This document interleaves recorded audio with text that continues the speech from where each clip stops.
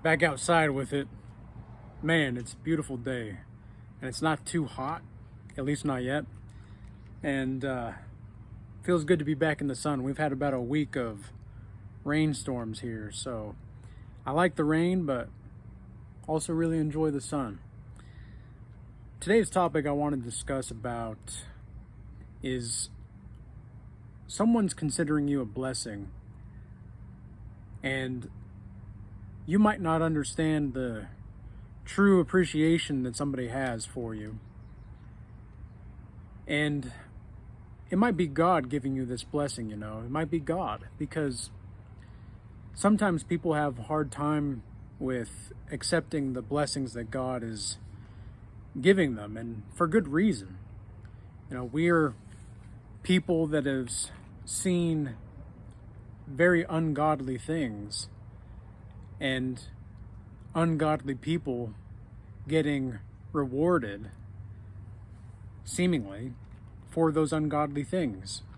Like, I am the way that I am because I've seen terrible people do good things for the moment, been tricked into believing that they were good people, when in reality all that they wanted was to take advantage over naivete. And maybe it was my naivete, it was other people's naivete. This is why I don't trust the government. This is why I don't trust many institutions, the universities. It's mostly just a scam, right? But the thing is that many people in your life, the people that matter to you and matter for you, are going to see you as somebody that they can rely on, you can be consistent with, you can be real with.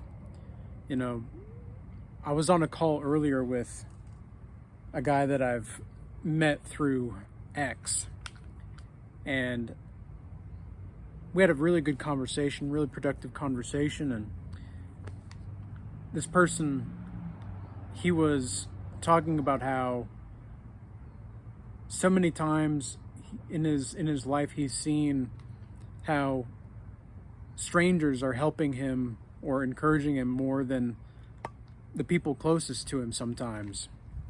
And I think many people that are on the righteous path, on the godly path, have experienced a form of this before. I think they've experienced how the people that were supposed to be supporting them the most, and the people that were supposed to be encouraging them the most, ended up being the people that were never around. They just weren't around. But the good news is that we have people all over the world right now. We have the capacity to use the social media platforms, the technology that we have as a tool to connect with anybody instantaneously around the world. Now, this can be a tool used for goodness, or it could be used for evil. And this is also something that we talked about on the call, and something that comes to mind is how social media can actually be a weapon. In fact, I think it's already being treated as a weapon. The more that I'm exploring this idea, the more I'm thinking about how social media is universally used as a weapon of means of attracting attention, but not for assets. They don't want to convert attention into assets. They want to, because I want to do that. I want to convert attention into assets. I only want people on my account and in my Regal Change Academy community that we've got. I only want, and the people that I'm working with one-on-ones, I only want people that are willing to work with themselves, that see that they themselves have something to offer if they just dig deep enough. I don't need to be around people that want to be friends. I don't need to be around people that are stuck in these platitudes of discourse that lead nowhere. What I need is people that I can pray with. I need people that I can create with. I need people that I can build with. And I need people that ultimately I can share my ecstasy with, my joy. Why wouldn't you want to share those things? So when I say that somebody's considering you as a blessing, you might not believe it. I know if you told me this years ago, I would say, well, then where are they? Because I was just so alone at that point. I was just so alone, and I would say, well, where are they? But the thing is you might not have met them yet. Oh man, a black cat. Very symbolic and spiritual right there. So you might not have met them yet. You might just yet to realize the depths of your own capacity for life and awareness. And if you have not yet realized your own capacity for life and awareness, well then yeah, it's going to be very challenging for you to see how this could be the case. But this is why I encourage you to look at ways in which you can make yourself into a true vessel for the Most High God. Why else? And what else would you want to do, or do you have to do in this life? Seriously consider that. Because for me, I don't need to vacate everywhere. I don't need to go on vacation or holiday everywhere. It'd be fantastic. And I'd love to do it, and I'd love to have those experiences. I want that. I really do. But at the same time, it's like I cannot let go of the fight for spiritual wholeness for our society. And this in of itself is actually a unique technique and practice to do, because letting go is actually very fundamental to the path of spirituality, right? You have to be able to let go of things, and you'll find that the more you're able to let go of things, the more that things just come back to you, right? Like, I'm sure you've had moments, maybe you haven't, but I know I have, and I've talked to people who have, where it's like you consciously let go of a person, and then they just pop back up in your life. Because you thought, well, all right, I guess they're just not in it the same way that I thought they were. And then when you let go of those people and that kind of person, boom, all of a sudden they pop back up. I remember this one girl from when I was like 22, 23 years old, and I was really coming into spirituality. I was really starting to explore my spiritual understandings of life. And I had to let go of this woman. I just had to let go of this woman. I saw that she was narcissistic, and for some reason I was attracted to her, and I didn't really know why. But in obviously retrospect and healing, I realized that I was trying to fix her. I was trying to heal her because I thought she wanted to be healed, and she came to me to be healed. Like, subconsciously, that's what I thought. And so what I found is that, well, I had to let go of this woman. And I told her, I said, look, I cannot be friends with you at this point. I can't be friends with you. I've invested in how did I phrase it exactly? I think I told her something like, I've liked you too much now. Like, I'm growing to like you too much now that I can't just be friends with you. And she still wanted to be friends. And I was like, did you just hear what I said? Like, did you hear anything of what I just said? And she texted me after that, because we talked in person at a coffee shop. And she texted me after that, and she said that she was appalled that I would say such a thing. And I thought, what the like, because a lot of men will think, well, that you should never tell a girl you like her. You should never tell a girl how you feel about her. It's like, okay, well, depends on the girl. Okay, depends on the girl. There's nothing wrong with telling a woman, I want you, I desire you, or I like you. But if it's a woman that's going to use like your emotions as a means to manipulate you, well then yeah, that's not it's not the kind of woman you want. It's not the kind of a person you want to be around to begin with, no matter who it is. And so, but a woman that is a good woman, if you say, like, I've had way more success. I've literally told women exactly that. I desire you. Like, I just went up to her. I said, hey, look, I desire you. Just very matter of fact. And she just, she says, what? I said, I desire you. And she starts to blush and she starts to get all up. And yeah. So like, that was my opener. Like, and I just said what I meant. Like, I just said what came to mind, and she really liked it. In fact, she liked it a little too much. She liked it too much.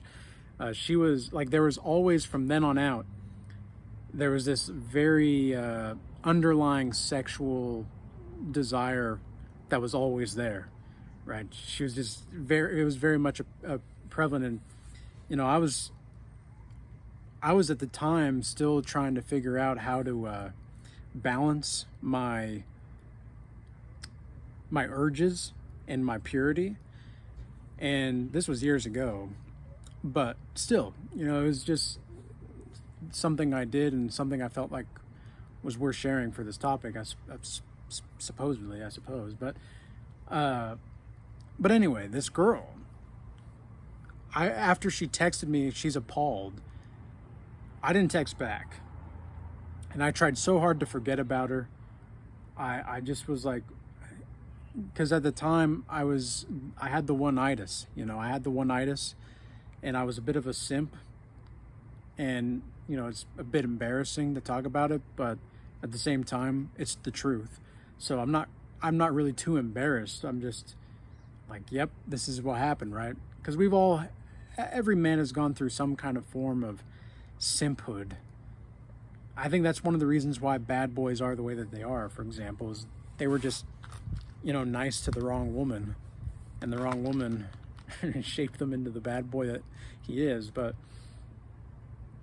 you know, I tried to forget about her, and finally when I really did let go, I remember very distinctly, I don't know why, but the thought came to me when I was in the shower, and I just thought, you know what, I'm gonna let go. It was only like a week or two after. Didn't affect me for too long, but for the time that it did, it was pretty bad. I just, you know what, I'm just gonna let go. All of a sudden, she texts me again, and she wants to talk. And I'm like, oh, I'm not playing this game, woman. I'm not playing this game. And there was a lot of different kinds of moments like that throughout our entire relationship. Well, it wasn't ever like a real, like, official relationship, but it was definitely like, it was something more than friends, but it wasn't something like a lover either. But I'm sure you guys have had these kinds of experiences happen in your life where these kinds of things happen. So what do you do? Like, well, you got to pick the people and the person that's going to view you the way that you know you're meant to be viewed. You've got to if you view yourself as a winner, as a catch, as somebody that's ready for anything, prepared for anything, you are full-fledged going into uncertainty. That's really attractive, specifically as a man, because that means that you've been through enough as far as your experience goes, that you know how to build stuff, you know how to create stuff to get you to where you need to go. And with the right person or the right people, you're going to be viewed as a blessing because you've done the inner work long enough, and for long enough, and you have endured long enough that nothing really phases you anymore. Like, nothing just really phases. This is something else I talked about with this guy from X. I'll shout him out. His name's Don Thomas. Go follow him on X. Good guy. Solid dude. And this is something else that we talked about, and how people just need to have the fortitude of their minds. They just need to have the fortitude of their livelihoods really cemented into their being, to the point in which they've experienced enough hardship to know that they'll be okay. And that's really a key indicator of confidence, by the way, is knowing that no matter what happens, I'll be okay. No matter what happens, I'm gonna be all right. Because that's what the elites, that's what all these civilized people, as the Joker calls them, right?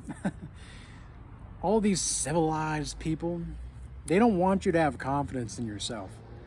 They need you to be insecure. They need you to be on your toes in a terrible way, not in like a fun, exciting way, like life is amazing, you never know what's going to happen kind of a way. They just want you scared. They want you to believe that you're not really worth as much as you think you are. Do you know how powerful you are as a human being? Like, they don't want us to know our true power. And I know that sounds kind of ominous. It's like, well, what exactly is our true power then? Like, if they don't want us to know about our true power, then what exactly is that? Like, what is the true power, Thaddeus? Well, the true power is the relative understanding to permit yourself to live the life that you want to live in accordance to the laws, statutes, and commandments of God, so that you can bend reality at will to your will, if it's in accordance to the laws, statutes, and commandments of God. That's true power. Because, like, you guys have seen those kinds of men, for example, like these strong, like the strong, silent type of man, right? Everybody has heard of this mentality or mindset. The strong, silent type of man, he has this like very grounded power, right? He has this very grounded sense of power and being. And a woman who is grounded in God, she has this very freeing and nurturing energy about her. But it's always grounded, even though it's very free and happy and carefree and smiley and cute and whatever. It's very grounding to be around that kind of energy. They don't want you to have this kind of energy. The powers that be don't want you to have this kind of energy. They want you stuck. They want you in a loop. They don't want you to view yourself as a potential blessing to other people. Because, hello, like, God does have favorites. He does. God does have favorites. And sometimes you may not feel worthy of being one of God's favorites. I know I don't all the time. Like, God has been blessing me abundantly recently. And today, I just fell to the ground in pure gratitude. Like, it's not like I was weak or anything like that. It was just, I just like fell to the ground and looked up. And all I could say in the moment was, God, you're so good to me. God, you're so good to me. God, you're so good to me. Like, and it was just this unbelievably powerful sense of gratitude that I could live this life, that I could be who I am, that I could live what is true, truly. Like, that is such a blessing. And so God will bless you with these kinds of things and these kinds of feelings sometimes. But you have to be open to accepting it and receiving it. You've got to be open to receiving. Just as much as you want to give, sometimes you got to be willing to receive.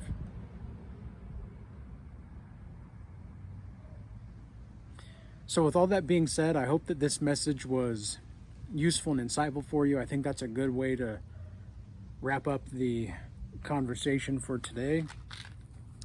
I've got some more calls tonight to take care of. It's been a very busy day. Very, very busy.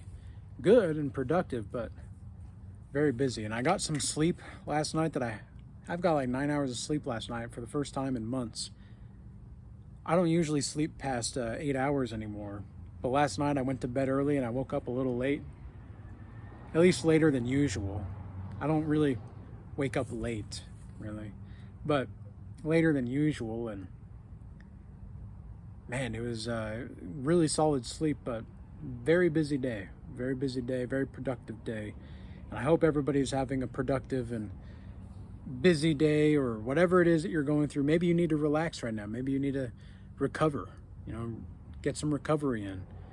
Have a little bit extra meat in your meal, or if you're vegetarian, if you're a vegetarian or a vegan, I can't say I relate much to you. But hey, you know what? Get your legumes.